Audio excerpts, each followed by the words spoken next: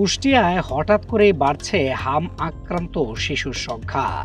জ্বর, সর্দি, কাশি, গায়ে ব্যথা ও লালচে ফুসকুড়ি নিয়ে প্রতিদিনই হাসপাতালে আসছেন অভিভাবকরা তাদের সন্তানদের নিয়ে।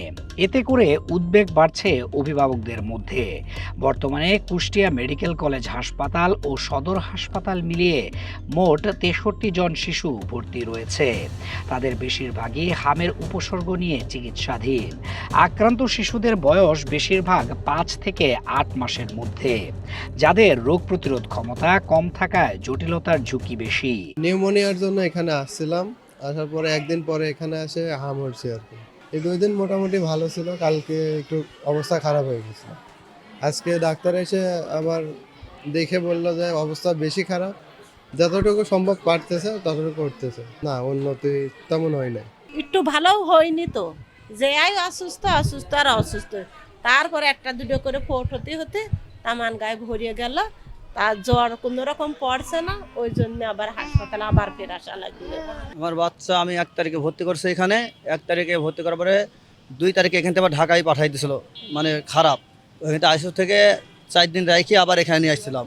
এখানে ট্রিটমেন্ট দিয়ে একটু ভালো হয়ে গেছিলো। এনারা আবার টফেন সিরাপ দিয়েছিল আমার বাচ্চাকে, দেওয়ার পরে 7 দিন পরে আবার নিয়ে আসছে এখানে। মানে আগের মতোই আছে কোনো বাচ্চা। বাচ্চার জন্মে থেকে ঠান্ডা নিয়ে জন্ম নিয়েছে, এই জ্বর হয়েছে, এই কাশি, আবার হাম বাড়াইছে আজ 3-4 দিন। চিকিৎসকরা জানান, শুরুতে জ্বর, সর্দি, কাশি ও চোখ লাল হয়ে যাওয়ার মতো উপসর্গ দেখা দেয়। এরপর শরীরে লালচে ফুসকুড়ি ছড়িয়ে পড়ে। অনেক ক্ষেত্রে নিউমোনিয়া, ডায়রিয়া ও শ্বাসকষ্টের মতো জটিলতাও দেখা দিচ্ছে। তবে এখন পর্যন্ত এ রোগে কোনো মৃত্যুর খবর পাওয়া যায়নি। পরিস্থিতি এখনো নিয়ন্ত্রণে রয়েছে বলে জানিয়েছেন সংশ্লিষ্ট চিকিৎসকরা।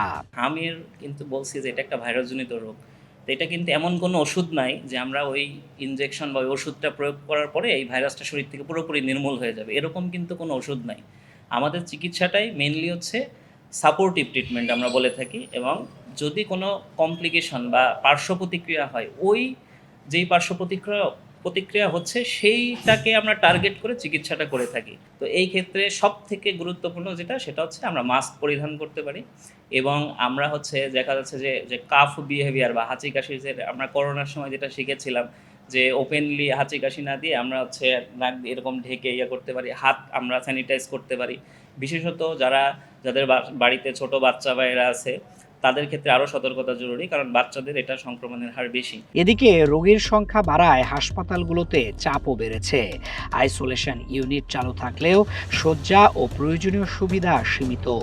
পুরনো অবকাঠামোর কারণে সংক্রামক ব্যাধি হাসপাতালেও রোগীর চাপ সামলাতে হিমশিম খেতে হচ্ছে।